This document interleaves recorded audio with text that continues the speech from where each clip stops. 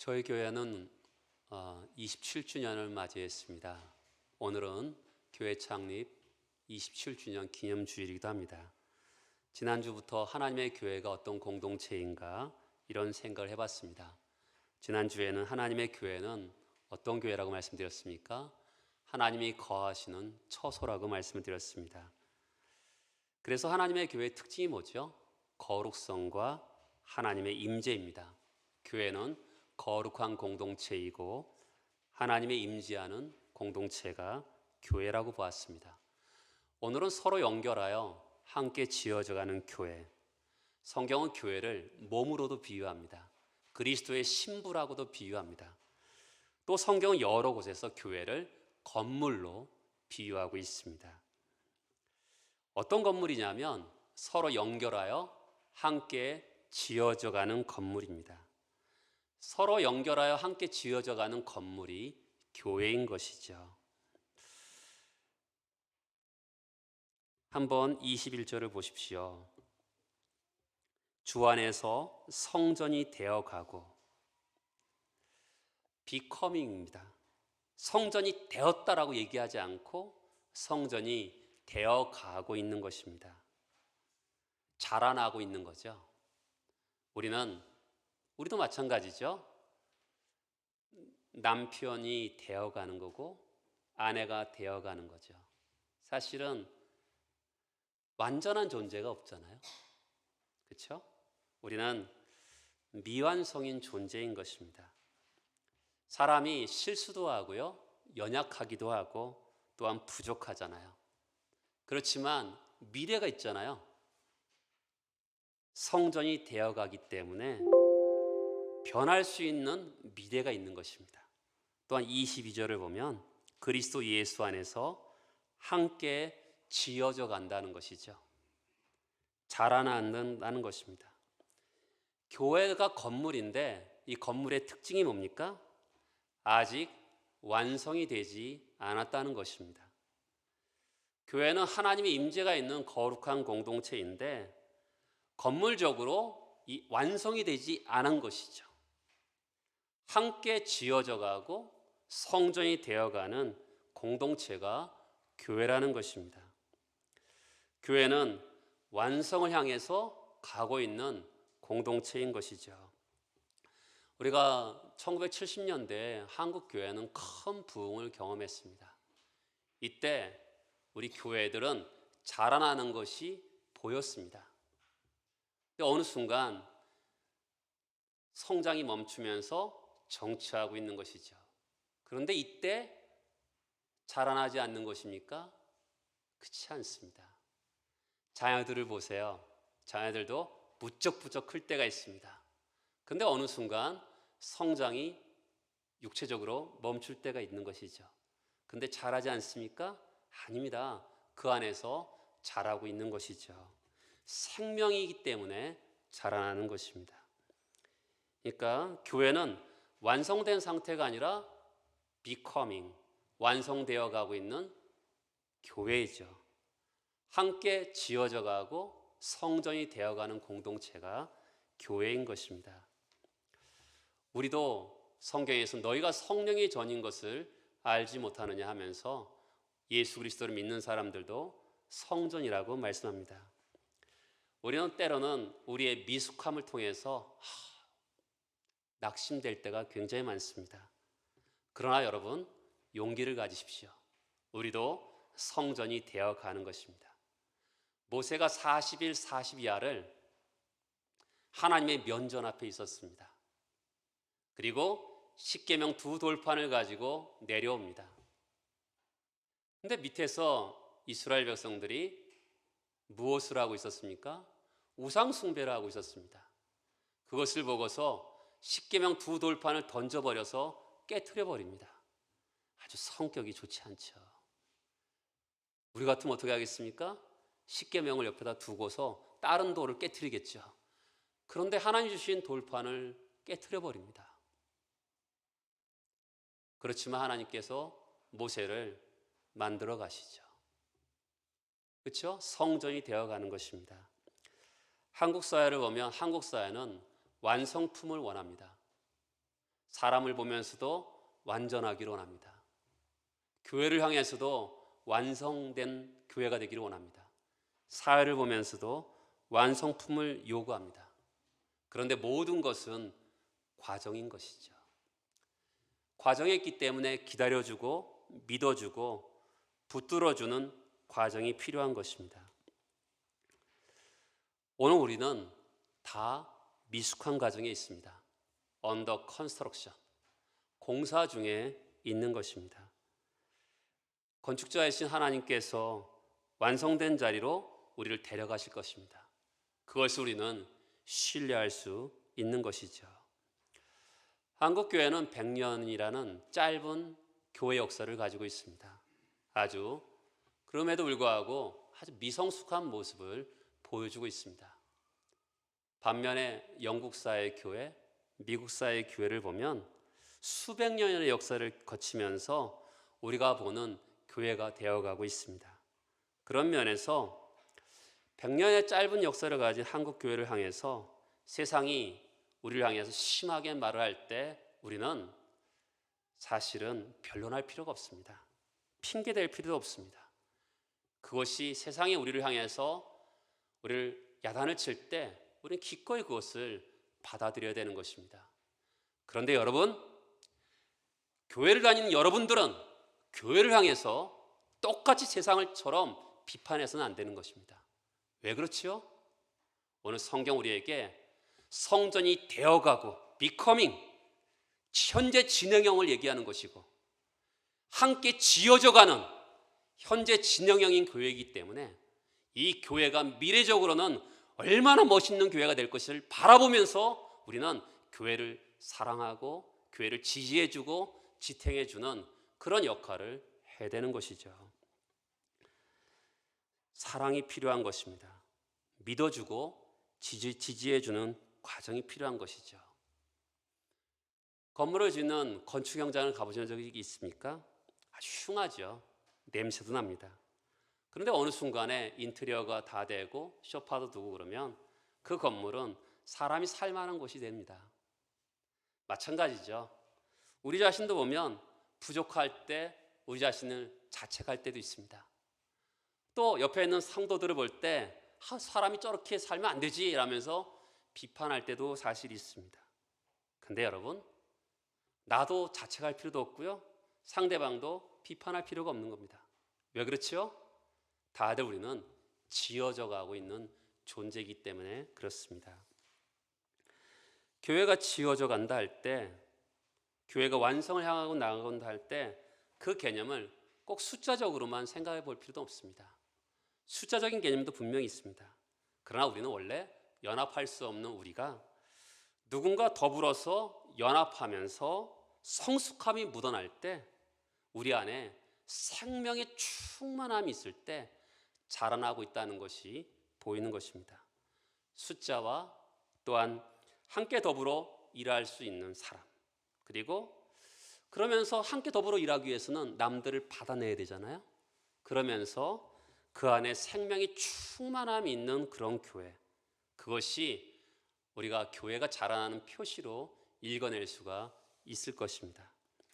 건물이 지어질 때 제일 중요한 게 뭘까요? 그것은 기초입니다. 터지요. 오늘 성경은 터가 무엇이라고 합니까? 20절에 보면 너희는 사도들과 선지자들의 터 위에 세우심을 입은 자다라고 합니다.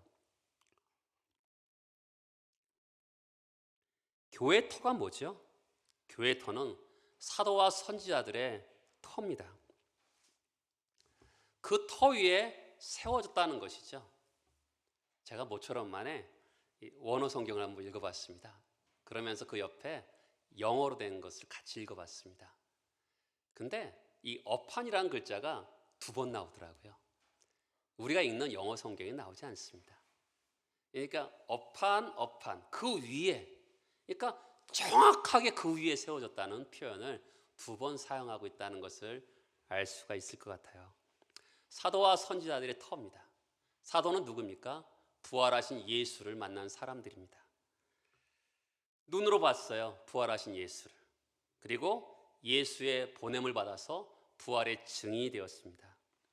사도들은 교회를 세우고 성경을 기록한 사람들입니다. 때가 되면 교회 역사에서 사도는 사라졌습니다. 반복되는 직분이 아니에요. 요즘도 자기 자신을 사도라고 일컬은 사람들이 있는데 그것은 틀린 겁니다. 교회 역사의 사도는 이 당시에 교회 초창기에 그분들 외에는 없는 겁니다. 선지자는 뭘까요? 선지자를 얼핏 생각하면 구약에 나오는 유명한 선지자들을 생각할 수 있는데 에베소 4장 11절을 한번 보겠습니다. 그가 어떤 사람은 사도로 어떤 사람은 선지자로. 4장이 여러 은사가 나오는데 선지자의 은사가 나옵니다. 고린도전서 12장을 보겠습니다. 12장 28절에 보면 하나님의 교회 중에 맷을 세우셨으니 첫째는 사도요 둘째는 선지자요. 선지자로서의 직분이 나옵니다. 신약 성경이 아직 완성되어 있지 않았기 때문에 초대교회 시절에 하나님의 말씀을 받아서 교회에 대언하는 직분으로서의 선지자, 은사로서의 선지자가 여전히 있었음을 우리가 알 수 있습니다. 그러니까 건물의 터가 뭐죠? 교회의 건물의 터는 사도와 선지자들의 다 이렇게 말합니다. 사도와 선지자다라는 것은 무엇을 말할까요? 사도와 선지자들이 하나님의 진리를 대언했던 사람들입니다. 그러니까 사도와 선지자들의 터라는 것은 우리 교회 역사를 통해서 말씀하는 것을 보면 사도적 진리라고 표현할 수 있죠. 우리가 외치는, 우리가 고백하는 사도신경이라고 말할 수가 있는 것이죠. 이 사도적 진리를 폭넓게 이야기하면 신약성경, 더 폭넓게 이야기하면 구약성경, 구약성경과 신약성경을 합친 성경이라고 볼 수가 있는 것입니다. 성경은 하나님의 말씀입니다. 사도들로부터 전해진 그 진리를 우리는 믿는 거죠. 성경에서는 우리에게 뭘 사도적 진리로 말씀하고 있을까요? 성부 하나님, 성자 예수님, 성령 하나님, 이 세 분이 한 분이시라는 것을 우리는 믿습니다. 성자 하나님, 성령 하나님, 성자 예수님, 이분들은 구별이 될 뿐만 아니라 또한 한 분이신 것을 우리는 믿습니다. 그래서 2장에서 제가 말씀드렸죠. 허물과 죄로 우리 인간은 죽어 있었던 존재입니다. 영적인 지식이 그래서 무지하고 선을 행할 능력조차 없었던 사람들입니다. 그 하나님께서 사람을 사랑하셔서 예수를 이 땅에 보내셨습니다. 예수는 하나님이시면서 사람이십니다. 그분 십자가에서 돌아가시면서 통해서 우리의 죄를 대속해 주셨고 그분이 부활하심을 통해서 우리에게 영생을 선물을 하셨습니다. 하나님의 완전한 사랑과 예수 그리스도의 대속의 은혜로 말미암아 우리는 자격 없고 우리는 공로 없지만 은혜로 믿음으로 말미암아 우리는 구원을 받고 영생을 얻게 된 것입니다. 구원받은 성도들은 어디로 모이는 거죠? 교회로 모이는 겁니다. 교회로 부름받은 거죠. 교회는 한 몸 공동체이고 신령한 공동체로서 그 안에서 성도들끼리 교통과 사귐이 있는 것을 우리는 믿습니다. 이 모든 것을 사도적 진리라고 요약해 볼 수가 있는 것이죠. 여러분, 우리는 기독교는 교파가 다릅니다. 그러나 어느 교파든지 사도신경을 고백하는 교파는 우리는 다 같이 예수 그리스도를 믿는 공동체라 할 수가 있는 것이죠.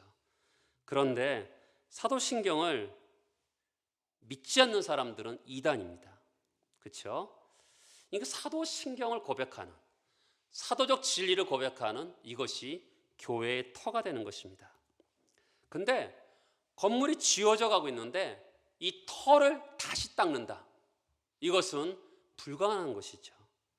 교회의 터는 사도적 진리인데 그 진리를 부정하고 그 진리를 다시 닦으려 하면 교회는 무너뜨리는 것입니다.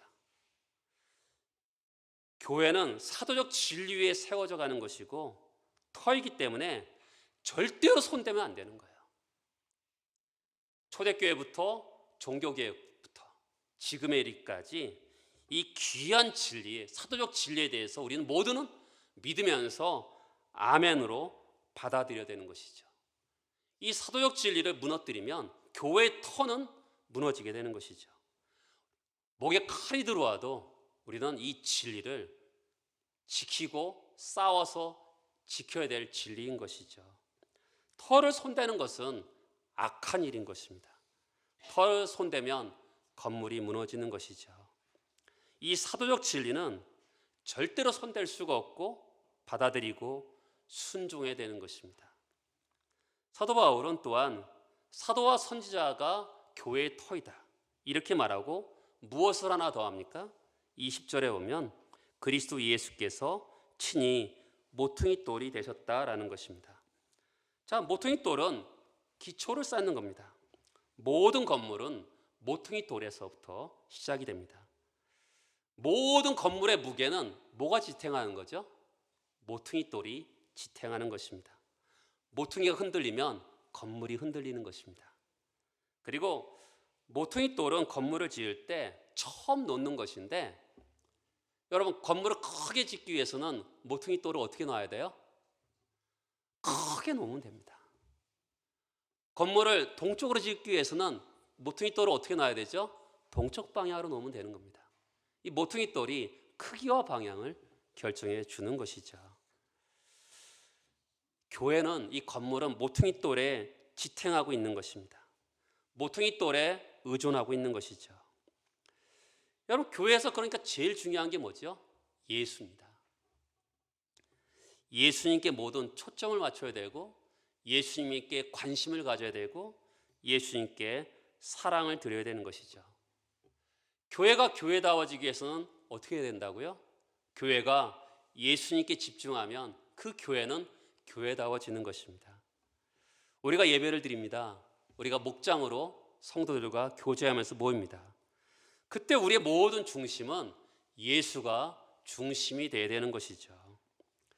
삶을 살다 보면 잡다한 생각이 들게 되고 너저분한 삶을 살 때가 있습니다. 그때 너무 죄송하죠. 왜 그렇죠? 우리의 삶은 예수님께 중심이 되어야 되고 예수님께 초점을 맞춰야 되는데, 그렇지 못하는 나의 모습을 보면서 나의 삶이 흔들리죠. 그렇죠? 예수님이 모퉁이 돌이 되셔야 되는데 내가 모퉁이 돌이 되면 어떻게 되겠습니까? 방향도 흔들리고 크기도 흔들리고 정말 많은 것이 흔들리게 되는 것입니다. 교회가 몇 명이 모였든지 어떤 사람이 모이든지 관계없이 교회에서 예수가 중심이 될 때 그 교회는 교회다워지는 것이죠. 교회에서 사람이 중요하고 사람이 세운 원칙이 중요하면 그건 교회가 아니죠. 교회는 예수님 외에 다른 것이 중요하면 다 헛것입니다. 예수님이 가장 교회에서는 높아져야 되는 것이죠. 예수님이 모퉁이 돌입니다. 예수님이 가장 중요한 자리에 계셔야지 그 교회가 교회다워지는 것이죠. 이것을 다르게 표현하면 성도의 건강한 모습, 그렇죠? 우리가 건강한 모습을 가지려면 우리가 어떻게 되겠습니까? 예수님과 바른 관계 안에 있어야 되는 거죠. 그렇죠? 예수님이 나의 모퉁이 돌이 되니까 예수님이 나를 지탱하고 계셔야 되는 거 아니겠습니까? 그리고 나는 그분을 사랑하고 그분을 좋아하고, 그렇죠? 그분과 바른 관계 안에 있어야 되죠. 내가 예수와 바른 관계가 있지 않으면 모든 게 헛되죠. 우리가 예수 앞에 초점 맞출 때 그것은 우리 영적인 상태가 건강한 상태인 것을 알 수가 있습니다. 여러분 부탁드립니다. 한번 여러분들의 신앙생활을 잠깐 돌아보시기 바랍니다. 과연 나는 예수에게 집중되어 있는지, 예수와 생명적으로 바른 관계에 연결되어 있는지 돌아볼 필요가 있습니다. 교회 머릿돌 대신 예수와 연결되어 있을 때 여러분 교회가 회복되는 것입니다. 교회 회복이 어디 있어요? 모퉁이 돌 대신 예수와 연결되어 있을 때, 그분이 나를 지탱해 줄 때, 교회를 지탱해 줄 때 그 교회는 회복되어 가는 것입니다. 사도와 선지자의 터 위에 세워지고 모퉁이 돌 대신 예수께 이렇게 건물이 연결되어 가는 세 번째 과정이 있습니다. 그것은 21절에 보면 그 안에서 건물마다 서로 연결되어 가는 거죠. 여러분, 성도들이 혼자서 신앙생활하는 것이 아닙니다. 종종 교회에서 시험 들고 그래서 사람들이 큰 교회 가서 혼자서 신앙생활하는 분들이 있어요. 나 혼자 잘해보자. 여러분, 그것은 기독교의 절반만 경험하는 것입니다. 하나님과의 바른 관계 안에만 있는 거죠. 그러나 성경은 뭘 얘기하죠? 서로 연결되는 것을 얘기합니다. 교회 안에 들어와서 서로 연결해 가는 것을 진정한 신앙생활의 또 다른 면을 우리에게 이야기하고 있습니다. 21절에 보면 서로 연결하여 주 안에서 성전이 되어가고 너희도 성령 안에서 하나님이 거하실 처소가 되기 위하여 그리스도 예수 안에서 함께 지어져 가느니라. 벽과 벽이 연결해서 함께 지어져 간다라는 겁니다. 자, 저를 보시겠어요? 여러분, 우리는 벽돌을 짓는 시대에 살아가고 있습니다. 그러나 성경은 문화적인 배경을 생각해 보세요. 2000년 전에 벽돌이 없었습니다. 그렇죠? 돌로 지어졌어요. 자연석으로 지어졌습니다. 우리나라도 여러분 제주도에 가면 용암석으로, 용암돌로 된 것으로 이렇게 축조되는 그 담을 우리가 볼 수가 있잖아요. 돌과 돌을 서로 연결해서 담을 쌓습니다. 우리 옛날 집을 다 가보면 집들이 다 이렇게 돌 모양이 여러 모양이고 크기도 다르면서 그 안에서 이 축대가 쌓아지는 것을 우리가 볼 수가 있는 것이죠.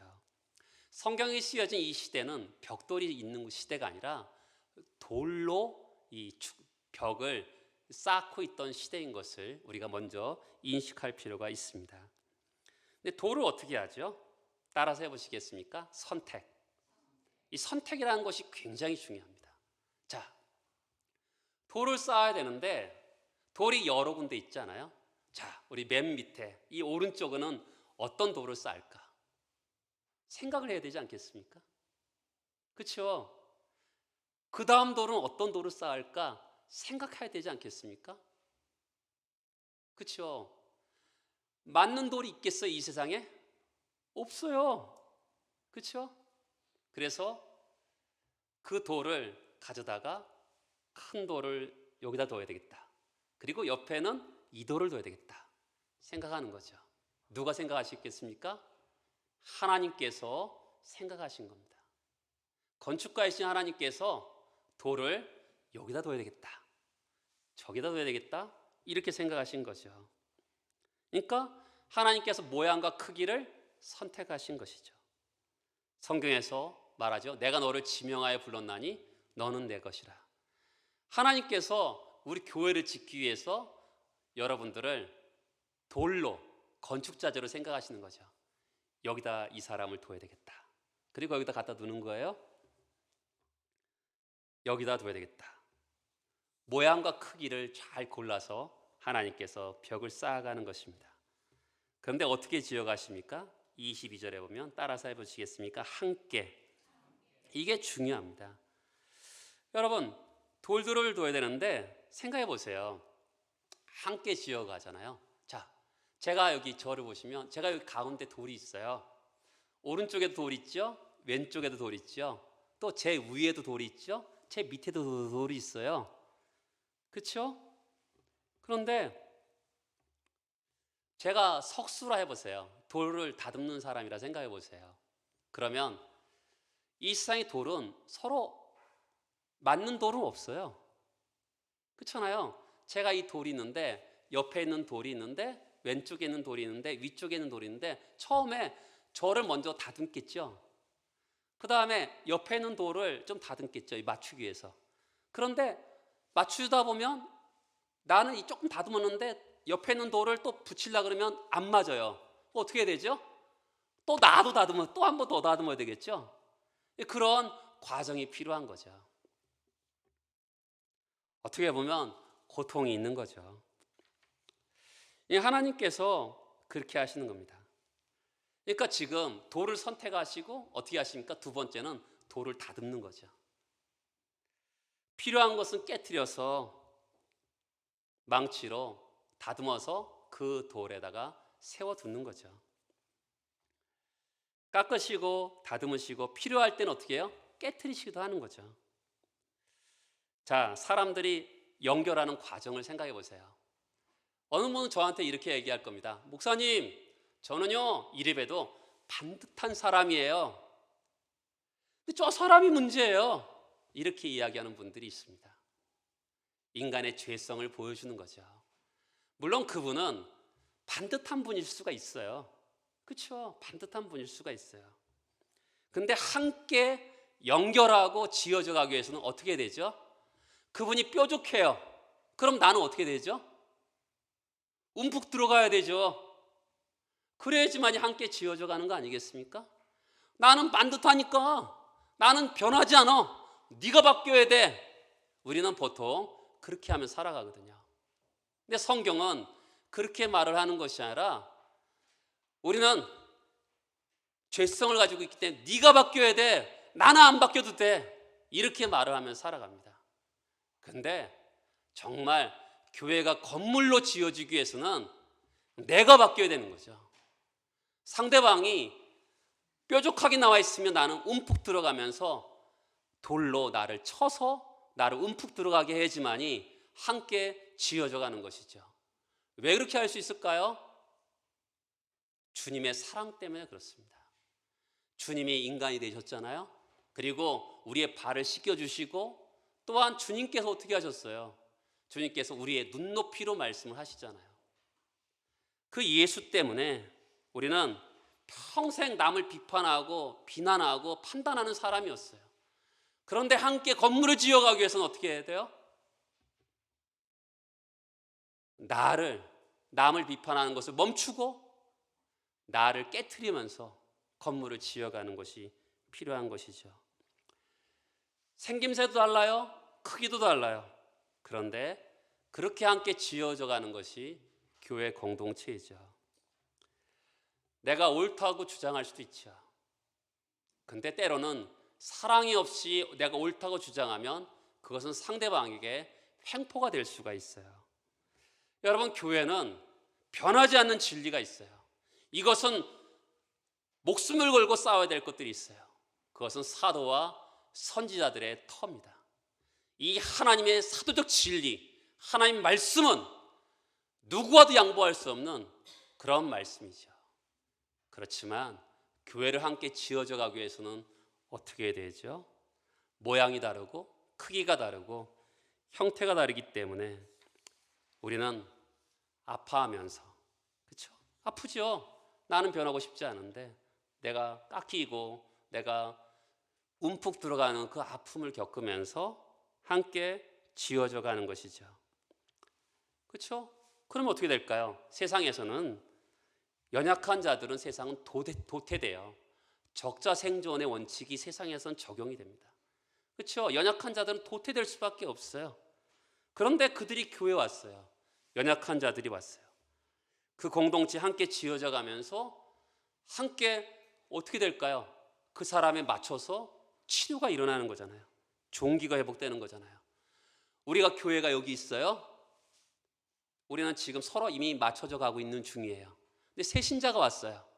새 신자가 오면 어떻게 될까요? 또 우리는 각자 또 변해가야 되는 거죠. 맞춰가야 되는 거죠. 그 사람에 맞춰서 우리를 깎여서 그리고 또 건물을 지어져 가는 것이 교회인 것이죠. 교회 이렇게 우리 인간의 돌을 다듬고 깨트리는 것이 제일 중요한 게 뭘까요? 그것은 말씀이라는 기준입니다. 우리의 생각이나 우리의 경험이 아니죠. 객관적인 기준은 뭐냐면 하나님의 말씀으로 우리는 깨트려야 되는 것이죠. 그리고 또 중요한 것이 뭡니까? 공동체죠. 우리는 수틀리면 관계를 깨트려요. 사랑하다가 실망하면 미워하게 됩니다. 그게 우리의 본성이에요. 우리가 제일 잘하는 게 뭐냐면 공동체를 부숴버리고 깨트리는 거예요. 근데 그렇게 하면 안 되죠. 예수께서 하나 되게 하신 것을 지켜내야 되죠. 그리고 사랑하는 지체들과 같이 서로 연결하여서 함께 지어져 가야 되죠.